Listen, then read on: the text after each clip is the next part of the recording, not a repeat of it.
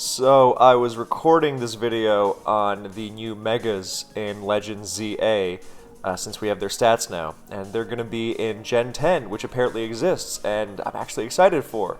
So I was like, let's embrace the present and jump right in and, look forward to the future, and it's going to be positive, and yeah, fun. And 45 minutes in, OBS crashes. Now, the good news is that the video itself is saved. It just cuts off. Like, you literally hear, like, my computer, collapsing, and it gets cut off halfway through making the sound. So I will go back and finish that video, but then I have to, put the two videos together. It's going to take time, and, I want to get this video for today done. So, look forward to this. And in the meantime, we're going to go a few years back. And today I was like, I'm not going to go to the past. I'm going to... And look at that. Funny. So, yeah, I'm just filled with all these angry male emotions, which are the only acceptable male emotions, and which is why I am so respected and loved and feared so widely. And it's a very good thing if people are afraid of you. That's important to keep in mind. And if you actually believe those things, you're fucking stupid. Or you've been brainwashed, but, you can't be too safe nowadays. We really are beyond... Satire, I mean, I know it's becomes already such a cliche to say that satire is now obsolete, because it already seemed that way a few years ago. But, yeah, it's... if you're in the manosphere, get out. It's... Anyway, public service announcements aside... I hope Pearl does not mind me using him as an example of this, but I had this video idea, and I was thinking, oh, what's a good game to use as an exemplar for this concept? And it is indeed this one. So this is an SPL game from January 2020, which I cannot believe. It's going to be 6 years since this game happened pretty soon. But yeah, so this is week 1 of SPL. I was on Pearl's team, and, I was helping out in other tiers, because it's what I do. I'm just so generous. But no, I had some ideas, and one of them was using, which Landorus Therian had become synonymous with Choice Scarf, basically, and I remembered how impossible Landorus Incarnate had been in Black and White 1, when... this is important to the video, by the way. This is not just me tooting my own horn. But Landorus Incarnate in Black and White 1 did not have Sheer Force, so it was a physical attacker with Sand Force, and it was insanely hard to switch around when it wasn't locked into a Choice Scarf, so, people ditched the Scarf that was popular early on. Oh, it outspeeds Volturn at +1. Urugamosu, technically. It's fine, I have the Randarosu. And then they started switching moves with it, and everyone was like, oh, my team gets destroyed by this. So I was like, oh, why does the same thing not apply to Landorus Therian now in Black and White 2? Because I'm really smart. And so I made this team, and I was like, I'm sure it's going to be good. And lo and behold, we see team preview with this team, which I was very happy with. And it does indeed match up very well into Soulwind. Of course, the best Black and White player around, arguably of all time. Or maybe not so arguably. But, with a good team and good play, anyone can beat anyone on any given Sunday. So, yeah, I don't know if this game actually took place on a Sunday, but that aside, the matchup is good. And this is very, very important to keep in mind that you have the goal of Lando T going absolutely ballistic, haywire on Soulwind's team. So we're just going to watch the game. I'm not going to fall into my trap of overanalyzing every turn. As much as I would love to spend 15 minutes at team preview, today is not the day for that. So all you have to do now is keep in mind that Landorus Therian is has a very good matchup here, which is weird because it's a rain team. How could Lando T be good against a rain team? People used to say that before Volcarona swept them in the rain. People used to say that when they got swept by Volcarona in the rain. That was on the rain team. People were using Hurricane, HP Water. It was great. Anyway, so, yeah, Lando T goes nuts. And that's most of what you have to keep in mind. You don't even have to keep that in mind consciously, honestly. Just, watch what happens. So, Lando T Stealth Rocks, Politoed switches in. Pearl switches out instead of U-turning because the Politoed might be Scarf. Okay, Scald defensive, Rotom Volt switches. And in comes T-Tar to get the sand up to limit Breloom's Poison Heal recovery. Lando T comes in, okay. Polytoad switches in again and reveals leftover, so Lando T now knows it's safe to U-turn. And Polytoad is getting chipped, Stealth Rock is up, so the Weather War is off to a good early start for Pearl. Rotom Wash comes in and avoids a burn from the most broken move in the game, Scald, and forces it out with a Volt Switch, not bothering with any Will-O-Wisp because it's going to thud into Breloom. Once again, perfect. I mean, this is what the Gen 8 players would refer to as the Vortex. Volturn just constantly putting pressure on you. But here, there's no heavy-duty boots to offset rocks, so T-Tar switches into Breloom just to get the weather up, and then Lando T comes back in and completely ruins Breloom, even though it doesn't do that much damage, on any given turn. It's got HP Ice in case it starts using Bulk Up. It'll U-turn out. Here, it U-turns out. I'm not sure if that was the best move to get that damage on Latios. Could have just stayed in, HP Iced, but either way, basically, Solon does not have good plays into this whole Lando T Rotom Wash thing.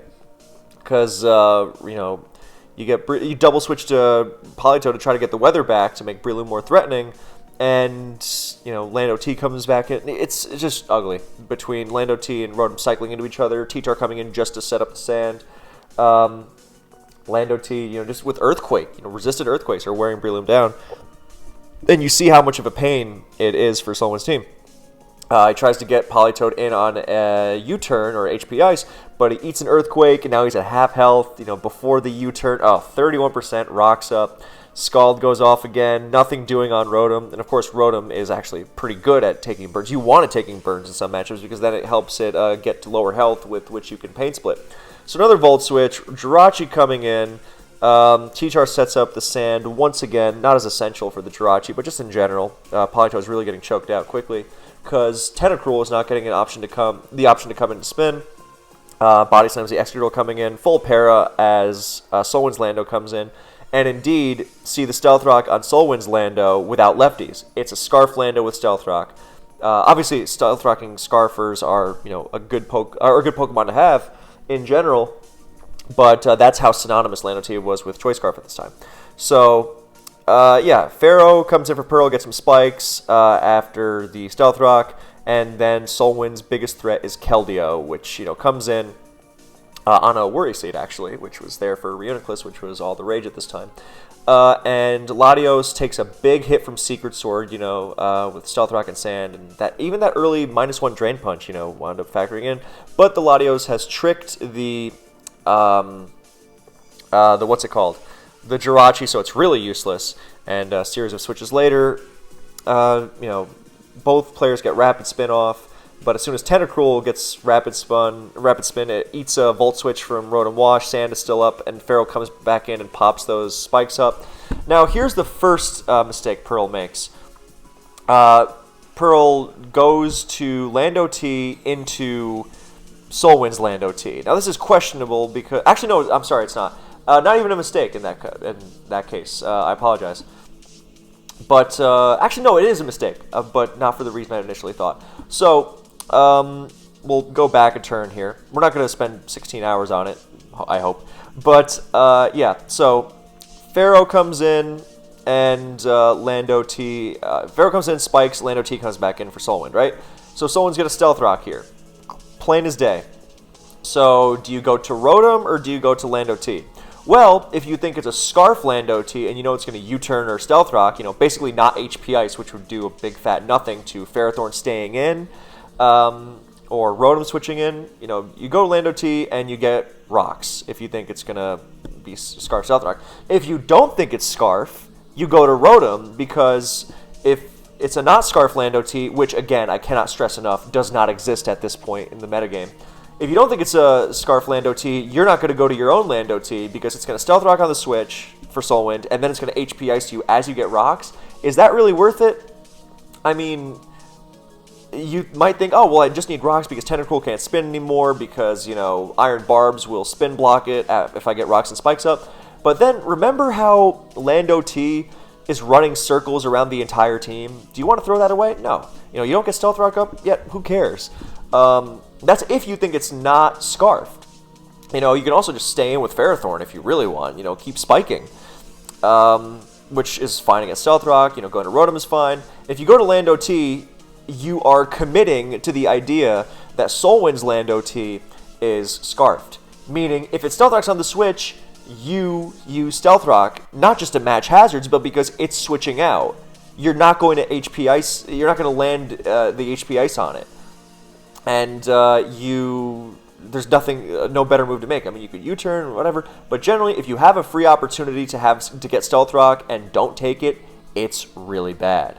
Now, if you throw everything away just to get up Stealth Rock, that's more ambiguous, because in some cases Stealth Rock is so powerful it can almost be worth it, but generally when Lando T is so valuable, then you don't do that, which is why if you think Solwind's Lando T is not Scarf, then you don't do that. But you see what I'm saying, and it's going to be Scarf, not just because Scarf Lando T is a thing, but because the Politoed's not Scarf, the Keldeo is Specs from how much Secret Sword did to the Latios, Jirachi's not Scarf, Breloom and Tentacruel obviously aren't, so this thing has to be Scarf. There's no way that team is that slow.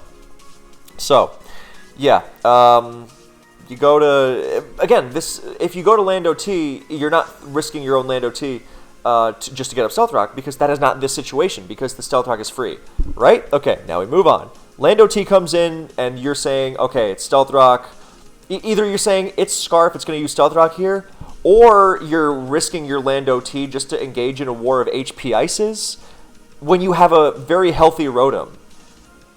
That is a very bad idea, as we've established. Lando T is very important here.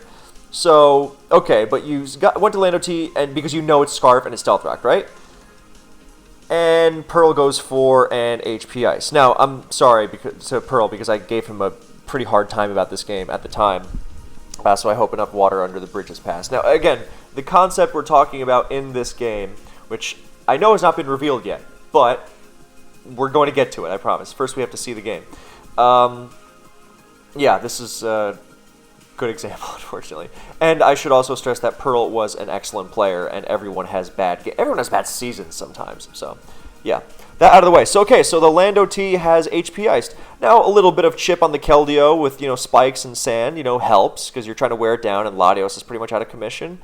But Stealth Rock would have been much better long-term, because it doesn't just chip Keldeo, forever, as opposed to this HP Ice. It chips everything else as well. So, and again, Tentacruel's not going to be spinning anymore. It takes 25% and then, gets Iron Barbed by Pharaoh. So, okay, now you got to sacrifice Secret. Everything's still fine. And you know what? Solwind doesn't even stay in. He goes to... Well, okay, actually that was a great move on Solwind's end, because he knows Pearl is just going to sacrifice the Latios, and no reason to lock into a move when you can have the greater freedom of switching back to the Scarf Lando T. And this also dissuades a free switch to Rotom or Pharaoh against a locked move, for further pressure.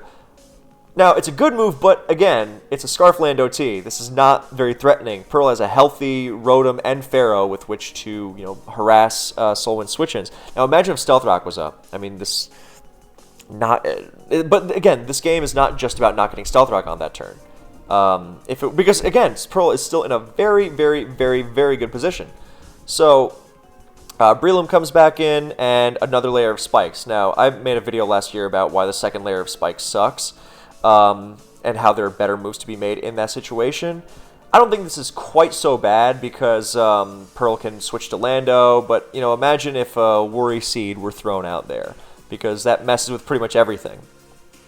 But, the permanence of the spikes, definitely helps. So, Tentacruel comes in, and there's a double switch on the Lando T. Now, this is a fast Lando T, which, again, not common for this time. After this SPL, Tentacruel started going fast to outspeed fast Lando T and Excadrill. But before, then, Tentacruels were slow, bulky. So, yeah, Lando T outspeeds it. Now, Pearl makes the move here. Could just EQ, U-turn into Ferrothorn to block the spin with Iron Barbs. That's fine, because U-turn also would have caught a Lando T switch, so fine move. Now, Keldeo's going to come in, but it's, days are numbered. Imagine Stealth Rock was up for, everything here. But hey, okay, it's something. So now, Rotom Wash is thrown in the gutter. And, was that the move? It's starting to... Suddenly, everything feels like it's starting to fall apart a little too easily here. So, yeah, because Rotom Wash would still be extremely, extremely useful. And, Excadrill is doing a, big fat nothing.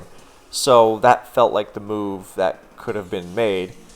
But okay, so now Lando T comes in, and now Pearl sets up Stealth Rock, while Keldeo is sacrificed to land a couple Secret Swords, which, okay, not the worst thing in the world, but then U-turn. I mean, EQ, at least, you'll get some health back from leftovers, but you don't even get the health back from lefties here. And, you see how all the mistakes are chaining together? If Stealth Rock was used earlier, then there's no need for any of this. Because now, look what happens. And especially the U-turn here is really bad.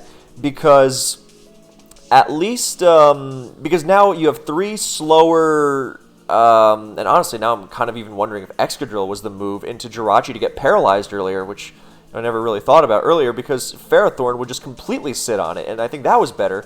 And now you have an Excadrill that's slower than the Breloom. So now this U-turn, instead of, just EQing it, I guess EQ in case of a switch or something, but God, Keldeo's dead at that point. So basically it's, but here's the thing, Pearl's trying to make up for lost ground, with moves that shouldn't have been made, and yeah, so now Lando T comes in without even getting the extra lefty's turn. So now Breloom's gonna come in. Oh no, it's Lando. Whatever. It's actually I forget Breloom. Now Lando T is the only thing that stands in the way of Earthquake spam. And Lando T is one Stealth Rock switch away from getting worn down, especially if it gets U-turned on. So now Ferrothorn is forced to switch in, gets U-turned on. Okay, Iron Barb's great, but now the U-turning shoes on the other foot, because now U-turn into Breloom, and now there's no switch because Lando T didn't get the lefties. I mean, even if it did get lefties, it would be at risk of taking Seed Bomb at such low health, which is already bad. But now it's so weak. Okay, it does live Drain Punch. I actually forgot about that. But even now, it can't switch in and out of Stealth Rock, and it's not getting the... Actually, it can't even... Forget switching out. It can't even stay in and beat Breloom like it did earlier because it's so weak. So now Breloom has been worn down into hazard range, at least, I think. But, oh, actually, I forgot. It protects, so maybe not. I mean, -1 Chople, it'll live, but it doesn't even have to stay in. Politoed comes in, and Rain is going to be in effect. And actually, it doesn't even matter anymore because Lando T is just going to EQ everything. And even, oh my god, even this, Ferrothorn is the only thing that is preventing you from automatically losing to Lando. Not that it's really going to beat Lando anyway, but if it takes more damage, you really automatically lose. And just switch into Scald. I mean, forget a burn. Just taking this extra damage in general is going to be too much. So now, Excadrill switches in. Excuse me. Now, T-Tar comes in. And, but yeah, Pharaoh is just too... So, why go to Pharaoh and take, the Scald when you could have just gone right to Excadrill if that was your plan? See, the two moves, are not part of the same chain. It wasn't like, oh, something different happened, so I have to adapt. No, it was more, I'm going to switch to Pharaoh. Actually, I'm going to sacrifice Excadrill. It's like, well, did Ferrothorn have to switch in there? Which is not as impactful as the earlier mistakes, but still is more indicative of the larger concept. So, now Lando T comes in, and that's the game. So, how did this happen that Pearl was at such a ridiculous advantage and somehow wound up losing? Not by a ton, because, Breloom is on its last legs and Jirachi is useless. But, yeah, Solwind would go on to go 9-0 in this season of SPL. And I was like, it's funny because, Pearl had him dead to rights pretty much in the Week 1 game.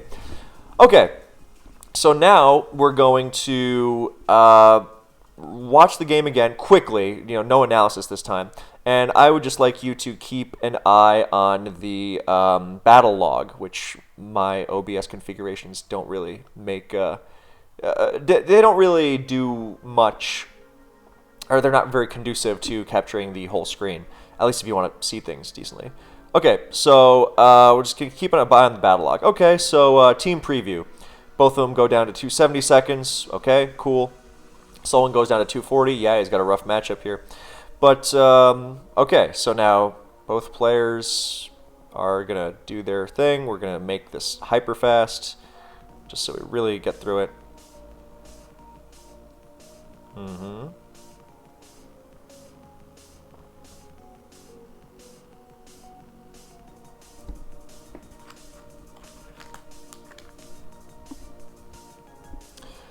So, in this early game, with this Rotom, T-Tar, Lando T trio dominating everything, everything's clearly laid out.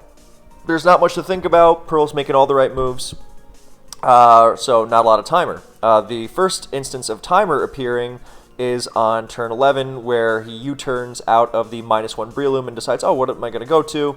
Well, it's got to be Latios, and that, I think, while it's not a major like misplay or anything, I think it was greedy in that, you don't have to catch the switch with U-turn. Like if Lando T, because EQ is good into everything except Lando T, and Lando T does not switch in well to HP Ice, which could also very well be used against Breloom. So you pretty much have free reign to just EQ all over Solwin's team. And if ever Lando T comes in and you happen to switch it up on that turn and use HP Ice, then yikes. That's the whole dilemma, that Lando T threatens everything here. So U-turn is like, well, for what? Lando T comes in and, oh no, I go to Ferrothorn and get up spikes, and I continue this whole song and dance. So this is kind of the first instance of, I mean, this is not as egregious as what happens later, but look at, U-turn and then 270 seconds. Why? If you're going to use U-turn, then you should think, okay, well, if they stay in, I know what I'm going to. Because now what it reads like is like a U-turn's like, oh, he stayed in. I wasn't thinking about I didn't think about what would happen there.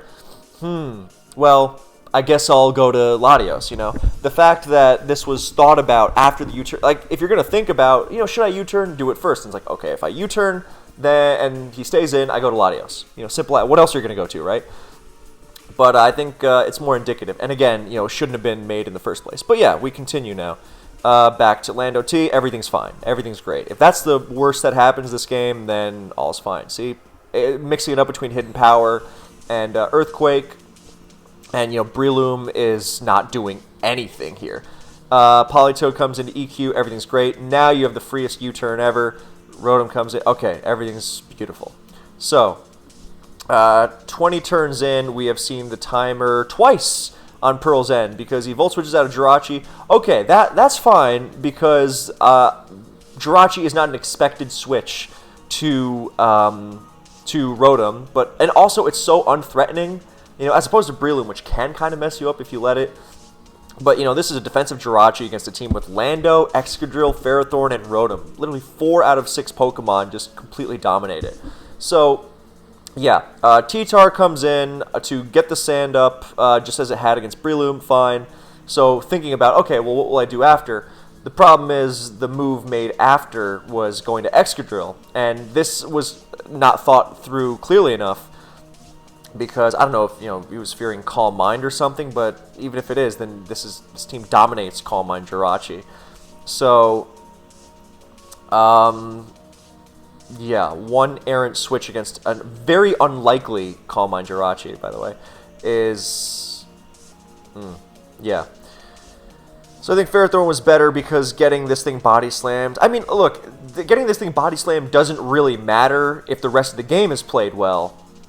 But, So this, again, is like another thing that's kind of like, that could have been better, but it's also minor in the grand scheme of things. And it was done very quickly, as opposed to thinking, what should I... But you know what? If the thought was, I don't want to risk it being Calm Mind, then okay, fair, as long as the rest. So, full para. So we've seen the timer twice, and it's been a 30-second timer, going down to 270, so fine. So now, more stuff happens. And now, Solwin 270, as Breloom switches out of Ferrothorn to Keldeo, trying to get that damage. Secret Sword, again, down to 270 as Latios switches in, because nothing else is going to switch into this Secret Sword. And Latios tricks away, Keldeo runs out. Cool. You get leftovers on the Latios, that's cool. More stuff happens. Down to 270 occasionally, with extra coming into Jirachi, but just rapid spin. So yeah, we see some 270s. So everything's looking good. Everything's fine. Things are progressing. Hazards. But oh wait, what was that? Actually, we have to go back here because turn 32, 33, and 34. The whole Lando T into Lando T and HP icing and not stealth rocking thing.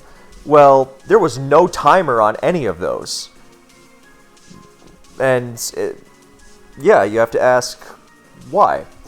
So that's the core of this video. It's not just making mistakes, because you can think about something and make mistakes. It's actually the first part of the core of this video. Making mistakes because you didn't take enough time to think about it. So, more, okay, Breloom comes in, spikes, second spikes, maybe Worry-See, who knows. But, yeah, all this is fine. And now the Rotom sack. And, yikes. So, within a couple turns, the remaining Earthquake immunities are destroyed. I mean, even the U-turn there doesn't even give the lefties back. And again, where's the timer? Because, look, before, the timer did not need to show up because everything was going well.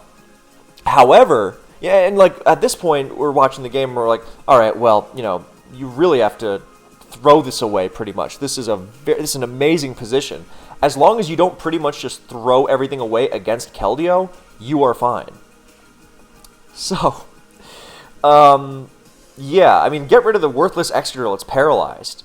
And instead, the much more valuable Rotom was sacrificed with no timer. Because this is where you really have to use the timer. If you're making the right moves all the time, I don't care how long you take, if it's 2 seconds or 200. But if it's a tight situation and you're ahead, but you got to really make sure you know how you're going to remain ahead and take the game away, and follow through, finish it off, well, that's when the timer comes up. If you don't need the timer to say, I'm not throwing away my Rotom, then great. But when there's no timer in this tight situation where all of that can really go wrong, there's very little Solwyn can do to actively win the game. He pretty much needs Pearl to throw it away to have a chance. And in that situation, you have to recognize, I have this game, I'm in a very good position with this game. Really, I have to make sure I don't throw it away more than anything else. And when that timer doesn't show up then, and then the mistake is made, yeah. So, the U-turn, all this we know, which is not great. So now, Pharaoh, Breloom, all this other stuff, still no timer. Because it's still, well, actually at this point it's pretty much toast. But, Lord, yeah. Now, the concept was, there's the 270 seconds from Pearl. After this whole fiasco, look at this. The whole, starting from, what was the last time that the timer was used? When, after Excadrill spun against Lando, okay, what am I switching into Lando T? Great. So since then, what has happened? Lando T did not set up Stealth Rock. And then Rotom was sacrificed, and so too was Lando T, basically. With U-turn on top of that. Throughout this whole sequence, throughout the sequence of mistakes, the timer did not appear once. The timer appears once for Pearl, once there are 3 slower fighting weak Pokemon left against a Breloom, and the game is over. That's when the timer shows up, 270 seconds. Again, after that, do I Ice Beam or something else? Now the 270 seconds, and it's still not enough because, as we see, Ferrothorn comes in only to switch out and then go to Excadrill. But here's the real killer, See, look, it's not just, I changed my mind, instead of Ferrothorn against Politoed, I'm going to sacrifice Excadrill. It's the fact that after Ferrothorn came in, then, it's like, you shouldn't be thinking, Ferrothorn comes into Politoed, then I'll figure out what I'm going to do. It's like, if you're deciding what to switch in at that point, it's going to go, I'm going to go into Politoed with Ferrothorn, and then I'm going to Spike or Power Whip or whatever. Right? So, the fact is, this is more timer on turn 48, after the game has been lost already, than was used at any point in the rest of the game. That is the problem with this video. That is the worst thing you can do. When you rush through the game, you make mistakes, and I mean, I guess it's functionally the same thing if you rush through the game and never use timer at all, but I see this so much. People will rush through the game, not use their timer for whatever reason, and Jesus Christ, this kills me. They'll not use their timer for whatever reason, and then when the game is lost, they're like, how can I salvage this? And that's when you see the timer. And this is not an isolated incident. Again, I've seen this with so many people over so many years. Turn 51, the timer goes down to 180 seconds when Lando T is clicking EQ, and it's like, well, even if you are calcing like how much will Power Whip do or whatever, it's like there's nothing to actually think about at this point because you have no other choice. You know, you have to go to Ferrothorn and click Power Whip. You know, you're not winning this with T-Tar, you're not switching in. So that when there's nothing left to think about, that's when the timer comes out. To, you know, not think about, oh my god.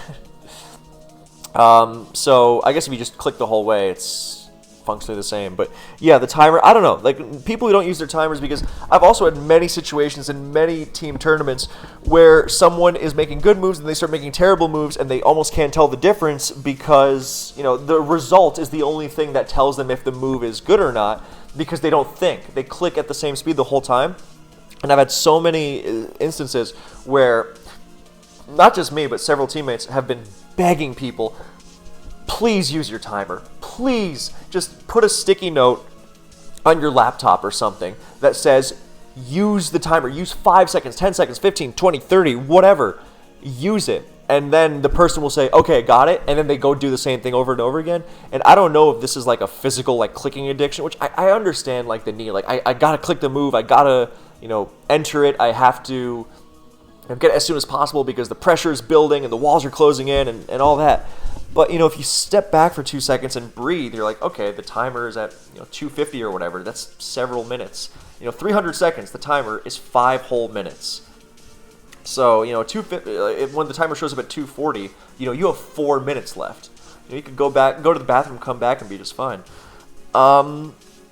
So, especially because if you think through the next few turns and how they're going to go, and then you know what you're going to do, you know, as soon as the situation comes up, I go to Ferrothorn against Politoed, I click spikes. You're not thinking about, should I click spikes here? You got the result you wanted. Ferrothorn switched into Politoed, you Scald or whatever, and you use spikes. So you get some time back from clicking automatically once you have taken the time to think through what you're going to be doing over the next few turns. Yeah, and this whole, I mean, I've basically said what I want to say.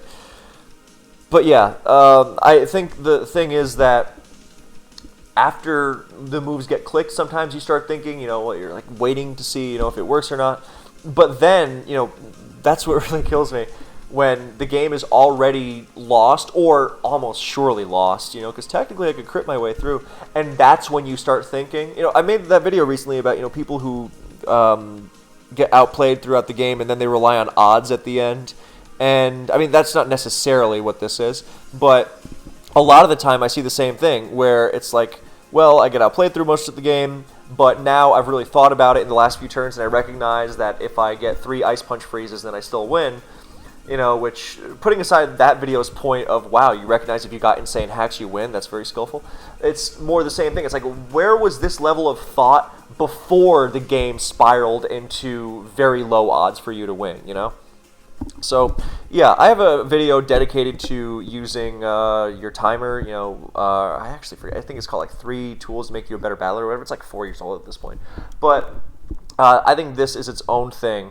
You know, again, using being quick with your timer does have advantages. Of course it does. If you're, for example, if you're trying to bluff something and you think about it for like 30 seconds, or I don't know how long, whatever arbitrary number, before you go to that Pokemon, you know, your opponent's going to go, are they bluffing? But if you automatically go to your, I don't know, Specs Hydreigon, pretending like it's Scarf, then, you know, like, you didn't even think about that. Well, of course it's Scarf. I better switch out, you know, so the bluff works. So in situations like that, sure, which is actually very interesting, probably deserving its own video. Or, you know, just putting pressure on an opponent who can't, you know, who is clearly nervous. But I think that goes both ways, because some people get more nervous the more time you take, you know. But then again, you know, if you're against a worse player, then you don't give them enough time to think about the game. Because if you give a bad player in a good position enough time to think, then of course they're going to eventually stumble on the right move. And that's not really skill so much as them like literally being able to narrow down every option and be like, wow, well, you know, turns out if I switch to Lando here, it's actually the best move. And I never would have thought of that if I didn't have 4 minutes to think about it. Which is why I think sometimes the timer's too long, but that's another thing. But yeah, though I'm not saying always take 50 seconds to make sure your move is correct, but situations like this, when the timer comes out after the game is already lost, it's got to go. Yeah. Thanks for watching / listening. Sorry, Pearl, to use this as an example. I had another one I wanted to use, but actually that would have been really mean. So hopefully if he sees this, he takes it in stride. Yeah. All right. Thanks very much, and see you in the next one.